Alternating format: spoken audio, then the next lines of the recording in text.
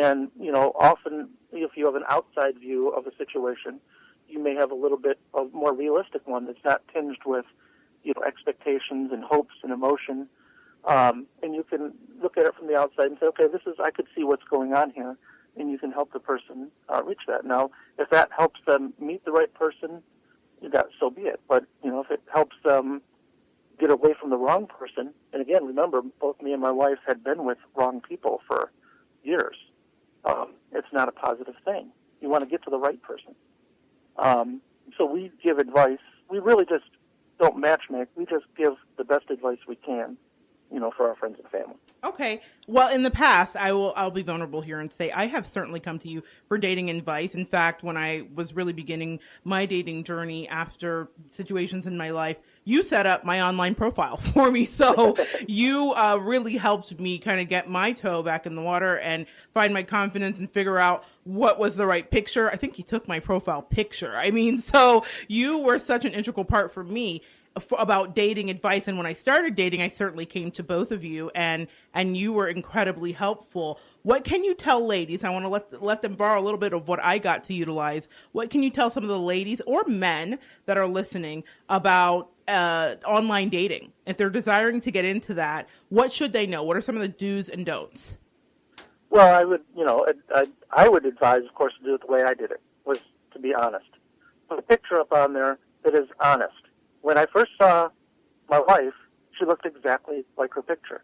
I was looking at this very pretty picture, and if that was an unrealistic picture, and somebody else walked in, well, then that's not going to start a date off very well.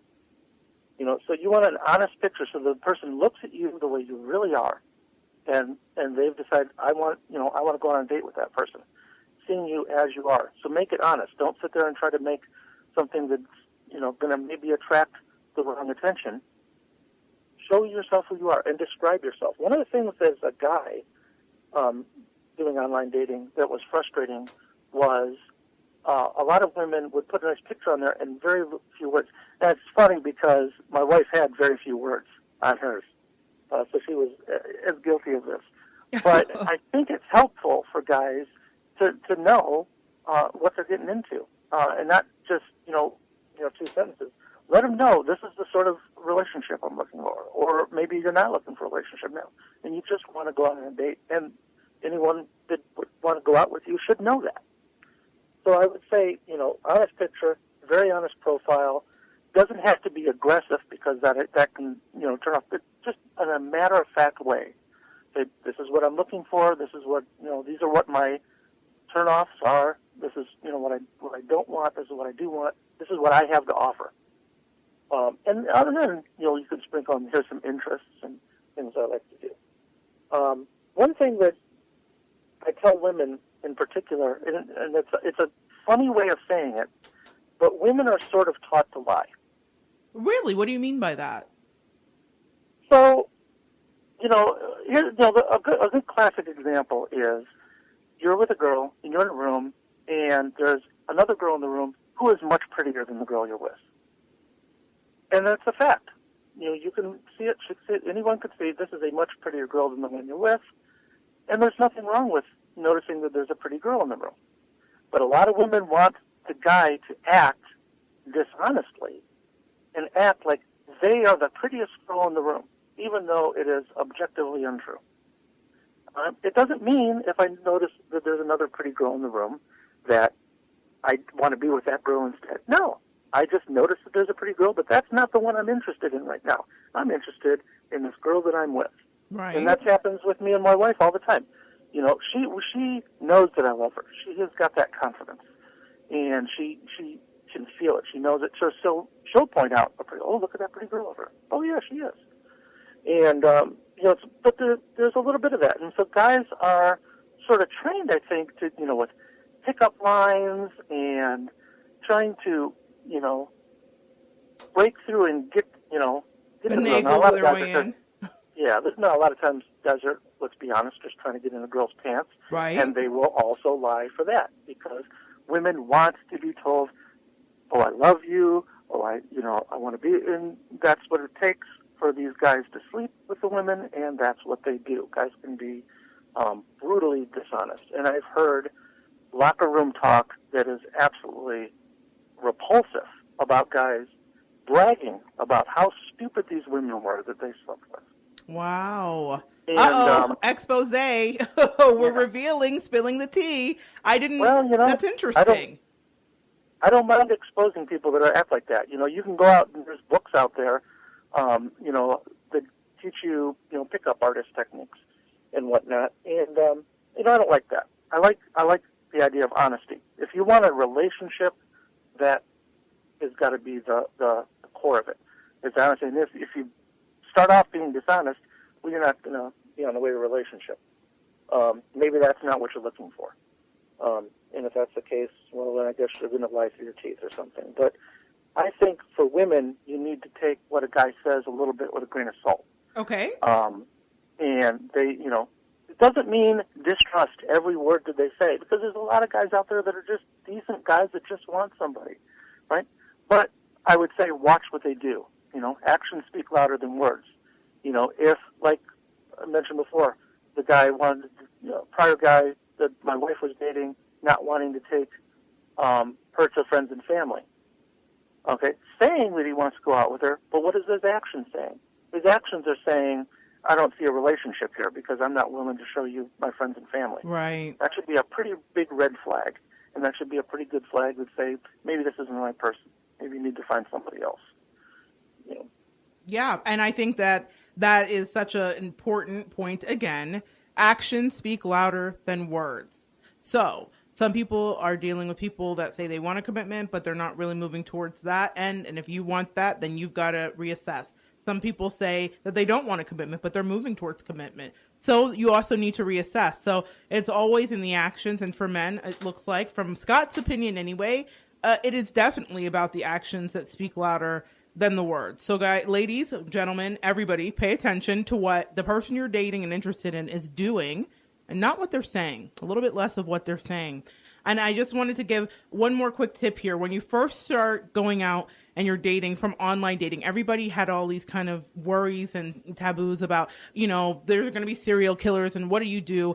And you always taught me one tip, and I'd love for you to share that with everybody about your first date from an online sourced person. Okay, so I think what you're talking about is, and I'll put it in a funny way, always have an escape plan. Yes. You should have a built-in escape plan for your first date. And that's what me and my wife did on our first date. Our first date was, we're going to go meet, we're going to have dinner at a restaurant. It's a public place. So first off, there is danger in online dating. We'll be realistic about that. It's not as scary, I think, as most people make it out. It's not as dangerous as most people make it out, but you do owe it to yourself to be safe. So make your first date or couple of dates in a public place around other people. All right? Make it for a duration of time, a limited duration of time. A lot of people would say go to a movie. I don't think a movie is a good idea because you're not going to really interact much in a movie. But meeting for coffee, meeting for lunch, meeting for dinner, and that way, at the end of the date, if it's not going well, okay, the time period has elapsed, dinner is over, thank you very much. Well, people can go their separate ways, or it went very well, and you can, decide to continue the date, which is what my wife and I did. We kept finding excuses to make the date go longer and longer, or, set up another date. But I would say for your first date, make it public and make it initially short so that you can get out of there if you need to. All right, guys, you heard it from my dating expert and coach, Scott. Make it public, make it short and sweet, have an escape plan. Those are like the 3 do's of your first online date. And we're running a little bit short here with time, Scott, so I'm going to ask you one more question, and if you could just sum it up for me quickly. What can you tell women? I get this question all the time, and it's a question that I've had throughout my life, dating anybody. It doesn't matter, who you're dating. What can you tell women that are dating, or men that are dating, I guess I should say, that are dealing with a partner that is taking longer than usual to move forward, or longer than they think, like your case, where you had your timeline, but DJ knew right away? What's some quick advice that you can give to those women and men? Well, the first thing is you can't make somebody be ready.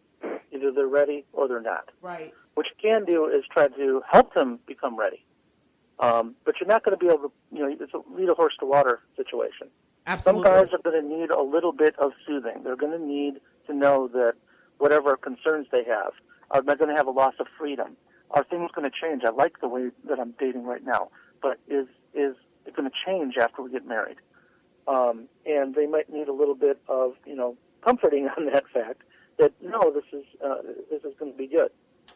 Sometimes some guys are going to drag their feet forever, and you're not going to convince them to be in a long-term relationship. And, if that's the case, you may have to ask yourself, how long do I want to continue doing this in the hopes that it's going to happen?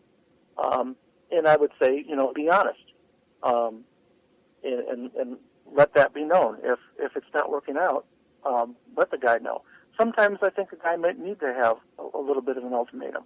We've been dating for so many years and nothing's happening. You need to be honest and communicate, which is the core of any relationship. And so if you want to start a relationship off with somebody, start it off with that honesty. And say, right. This is not working. All right, guys, you have heard it there first, and it's brilliant advice. Start off with honesty. Understand if the person you're dating needs an ultimatum, or understand how much time you're willing to invest and further commit to something if it's not going to where you want it to be. I talk to women and counsel women all the time that don't want anything past a long-term commitment. Like they want who is it, Goldie Hawn and I think Kurt Russell relationship where they've just been together forever and there's no marriage there. But it is a marriage, of course, of sorts, So I think that everybody gets to make that choice, and that's the beauty of life. We get to choose. But you need to know what's right for you and then know that you're in alignment with a partner who does that. Before you go today, Scott, I would love to know if there's any quote or anything that's helped you kind of get through this new part of your life, this wonderful marriage that's really working and fits with you. Is there anything that you can think of to share with the listeners today? Oh, like in terms of specific quotes? No, not really. Okay, but, just simple advice. What helps me is that I'm with the right person. I'm with a person that supports me, sees my value, and that's what helps me get by day to day. Okay, all right. Someone who supports you and sees your value, guys, is what we should all be striving for. How blessed is Scott that he attracted that, but he didn't just attract it by accident. He set out intention, and he used the contrast, which we're going to talk about in a second, to get to where he needed to be. If anybody would like to contact you today, Scott, how can they do that? Contact whom? Pardon me? Say again? If anybody would like to contact you, can they get in contact with you on Facebook to ask you any questions if they have any questions? Oh, yeah, certainly. Certainly, absolutely. I'd be happy to help anybody that had any questions. Okay, I will have Scott's name linked to my Facebook, so when you're listening to the show, if you're interested, just check me out on Facebook, and you can find Scott's information, and you can message him if you have any dating questions or need some advice. I think he might be happy to help. So thank you, Scott. I want to thank you for your time today and sharing energy and wonderful pearls of wisdom with us, and I wish you blessings and continued love with your beautiful wife, DJ. Oh, thank you. All right, thanks for coming on today. All right, guys, that was really good. I got to benefit over the years from some fantastic advice from Scott. He's so insightful, very thoughtful. And I wanted to just flesh out really quickly before we go a little bit about contrast. At the beginning of the show, I spoke about contrast and how the relationship that Scott was in with his ex-wife provided him with a contrast, which helped him to discover what didn't feel good to him, or what his love style was. This is really the way that we create, okay? And about 10 years ago or more, when the movie The Secret was sweeping the talk show circuit, you guys remember The Secret? Everybody was on Oprah. It was crazy. The book with the wax seal, all of that. I remember hearing a main point and lesson, which was to focus on what you really want. That's what they said the point of The Secret was. Just think about it really hard and that you can have whatever you like. Well, after years of trying that and educating myself some more, the truth is that it's much more nuanced than that. And I can't cover everything in our show today, but we will over time cover a lot of these tenets. I want to focus on one of the biggest tenets of creation, which is contrast. It's an integral part of the creation process. Now, Valentine's Day is just passed, and all the couples of the world are waking up from champagne and chocolate hangovers, and the day of love is gone. But we are still here. Today, I wanted to examine how past lovers, like Scott's, or exes, shape our love style. I know that's an unlikely conversation to have after all of this romance and Valentine's Day, but